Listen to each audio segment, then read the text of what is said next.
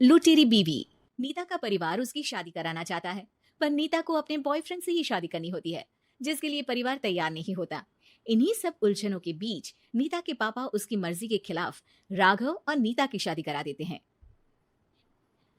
शादी तो तुसी मेरी करा दिता, हुन मैं भी देख दिया ए परिवार खुश किवें रहंदा है। अपने गुस्से के चलते नीता शादी के अगले ही दिन से परिवार में सबको उल्टे जवाब देना, किसी की कोई बात ना सुनना और अपने मन मुताबिक रहना शुरू कर देती है, जिससे घर में सबको दिक्कत होती है, लेकिन नीता को कोई कुछ नहीं बोलता। एक दिन सास नीता के पास आती है। बहू की गल, तुसी किवें नाल या किसी गल से नाराज हो? तुहानू मेरी फिक्र करन दी कोई लोड़ नहीं, मैं ठीक हाँ। ऐसा बोल नीता वहां से चली जाती है, पर सास की बात उसके मन में रह जाती है। शादी के अगले दिन से ही मैं सब दे नाल किन्ना औखा बिहेव किता, फिर भी मेरे तो इन्ने प्यार नाल गल किवें कर सकदी आ। मानू नफरत करनी नहीं आउंदी, ऐस करके वो सोचती है कि एक ना एक दिन तुम्हारा गुस्सा भी खत्म हो जाऊगा। यह कदे नहीं हो सकता।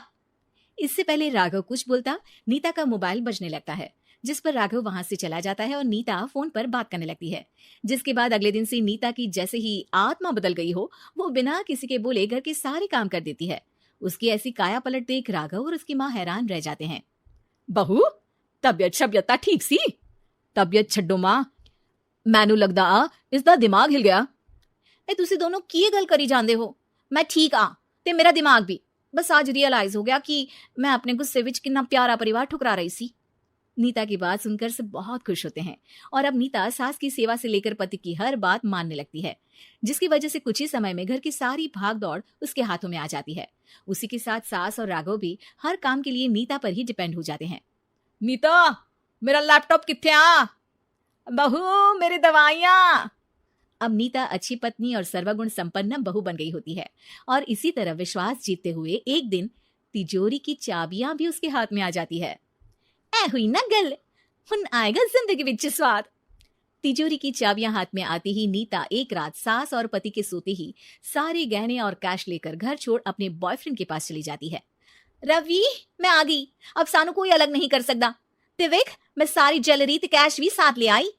नीता की ये बात सुनकर रवि खुश हो जाता है और वो दोनों साथ रहने लगते हैं, जिसमें नीता पूरा समय काम करती है तो रवि उसके लाए पैसों पर ऐश करता रहता है।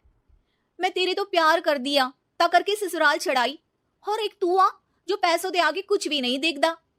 ओ महारानी अपने काम तो काम रख, मेरे ते जुबान लड़ान दी जरूरत नहीं, वरना इस घर तो बाहर कर देना है। ऐ मेरा घरा तेरा ससुराल नहीं, जीवे मन किया रहली इथे रहन लाई, हाथ चला जुबान नहीं। रवि की बातें सुन नीता के सिर पर जैसे आसमान ही टूट जाता है। एक तेरे करके मैंने अपने मां पियो नाल उस भले चंगे ससुराल नु भी धोखा दिता ते तू छड्ड परे, मेरी ही गलती आ जे अखा उत्थे तेरे प्यार दा पर्दा डाल उस दिन फोन ते तेरी गल्ला विच आ गई। जे नहीं आउंदी ता आज खुशी नाल उथे ही बैठी होनी सी। ए भाषण उन्ना दियो जिससे इसका फर्क पड़े, मेरे कॉल नौटंकी नहीं। रवि वहां से चला जाता है और नीता रोती पछताती वहीं बैठ जाती है। हाय रब्बा, ए मैं की कर दिता, उस घर विच भी वापस नहीं जा सकती। एक ता घर छोड़ा नाल चोरी भी की, कोई मेहणु माफ नहीं करूंगा। घर कैसे वापस जाए इसी डर से नीता रवि का घर छोड़ नहीं सकती। इसी तरह दिन बीतते हैं और उन्हीं के साथ हालात बद से बदतर होते जाते हैं। अब रवि पैसों और अपनी मनमानी के लिए नीता के साथ मारपीट भी शुरू कर देता है, जिससे परेशान होकर एक दिन नीता उसे छोड़ अपने ससुराल वापस आ जाती है, जिसे वहां देख राघव गुस्से से लाल हो जाता है। हुनी थे की लेना या हमारी जिंदगी के साथ घर तो पहले ही बर्बाद कर गई सी। जान दिया, मेरी गलती माफी लायक नहीं। मैं कमली सी उस ढोंगी नु सच्चा प्यार दे इस सच्चे प्यार नु बोझ समझती बैठी, मैनू माफ कर दो। जे मेरी नूर रानी समझ गई आ कि उस तो गलती हुई आ, फिर किस बात का रुसना मनाना। केड़ी नूर रानी? रानी बोलन जोगा इसने केड़े झंडे गाड़ दिए, मां याद कर।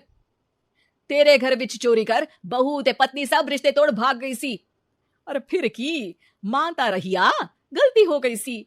एक गलती ता रब भी माफ कर देता, ते तू और मैं ता सिर्फ इंसान ही आ।